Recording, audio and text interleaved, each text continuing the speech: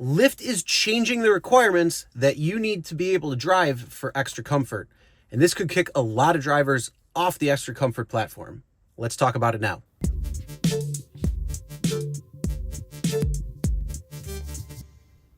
Hey everyone, my name is Chris and welcome to the Rideshare Guy. And that's right, Lyft Extra Comfort is changing, and they're changing and tightening up the requirements needed to be able to drive on the Extra Comfort platform.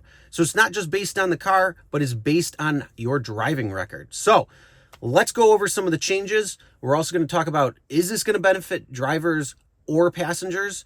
Why is this happening? And then my thoughts overall. So what's new from Extra Comfort? A great service from drivers like you is a key reason why riders upgrade to Extra Comfort.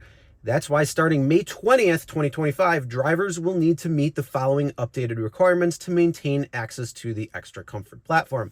And that is the driver rating of 4.95 or higher, no more than one service flag in the last 100 rides, no more than one cleanliness flag in the last 100 rides, and no more than one safety flag in the last 20 rides. So those are the tightened requirements that you need to have in order to continue driving and giving rides for Extra Comfort on that tier. So the question is, do you meet all of the criteria or are you lacking somewhere? Comment in the comments and let us know. But you might want to know, if you already do meet the requirements, what happens if you fall short of those requirements? Well, you're going to get kicked off the platform when it comes to being able to give that tier of rides. You'll still be able to give Lyft regular rides, but Extra Comfort won't be available to you until you are able to fix and get back into the requirements needed. So that means if your star rating drops below 4.95, you got to get it back up there. If you have more than one flag for one of the criteria, you have to wait until one of them falls off in order to be back onto the Extra Comfort tier platform. So why is there this change? Well, it comes to the fact that Lyft's CEO, David Risher, put out the annual shareholder letter and talked about enshittification and the enshittification of Lyft. So I think this is an overcorrection trying to unshittify the Lyft app, at least on the rider perspective. And it's going to be a little bit harder for drivers to be able to make it onto the tier in the event that they don't meet those requirements. So the question is, will this benefit drivers or riders? And yeah, I think it's going to be a catch-22 on both sides. It's going to benefit drivers who do maintain the requirements and are able to keep up with them. But the problem is, if you fall short of that, and we all know that a passenger can put in a false complaint, we all know that a passenger can rate low, and yes, that can have a severe impact, especially with one flag that happens in the last 100 rides. You got to hope that you get good passengers that are going to rate according instead of trying to come up with a false accusation. So that can have an impact. Not only that, if they rate low for whatever reason, you get a string of those, that can be a problem as well too. For the most part though, I don't think you have to worry about ratings as much as maybe a safety flag or a cleanliness flag or anything like that. But that just means that you have to keep your car clean, maintained, good customer service when it comes down to it to be able to stay in those requirements. So this can benefit drivers because some drivers are going to be kicked off. And that means there's going to be less drivers on that tier, which means more rides could come to you as a driver. Now, again, the other side of that coin is, if there's a problem, you could get kicked off that platform pretty easy and not be able to give rides on the tier. So the second part of that is the rider experience. Is this going to improve or not improve the rider experience? Well, overall, with the heightened requirements, yes, it's probably going to improve the rider experience overall. But if there's not enough drivers that meet the criteria, then the passengers might be waiting extra, and it could be a little bit of a problem there. So how are they going to solve that? Are they just going to give the ride as a Lyft regular at that point to try to get a driver that may not meet the requirements necessarily? I don't know. So now let's go over to my overall thoughts on this.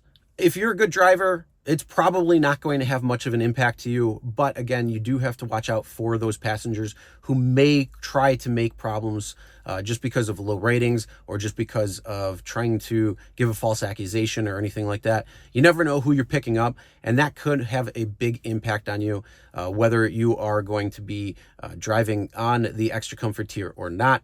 So yeah, it's definitely going to have an impact. I definitely think this is a massive overcorrection than what it takes to be able to drive on the platform. There's a lot of other things that Lyft can do to de-shitify itself, and that is a number of different things. But first off, when it comes down to passengers, yeah, you're trying to make it better for them, but you also have to make it better for drivers, because who is the face of Lyft when it comes to a customer? That is the driver, the person who's driving the car. That is the face of Lyft, not just the logo. So there's an actual person behind it. And if they have a poor customer experience because of a driver that's being pissed off because they're not being paid well, maybe they're desperate, maybe there's something going on, maybe they got kicked off the extra comfort platform because of a too tight requirement that was on a bad passenger. Maybe they had a bad passenger experience beforehand, and it bleeds over into the next couple of rides. Yeah, there's a whole lot of things, but if you improve the driver experience, you're also going to improve the passenger experience, because you're going to have a better driver, a driver who can maintain their car better, who's going to be able to fix their car, who's not as desperate for money, and who's driving because they want to drive versus not. So there's a lot of drivers out there that are driving because they want to drive, because they're happy, maybe because they're doing it for some extra money. But there's a lot of drivers that are driving desperate and need money. And with falling pay rates, unfortunately, it's going to make drivers more desperate.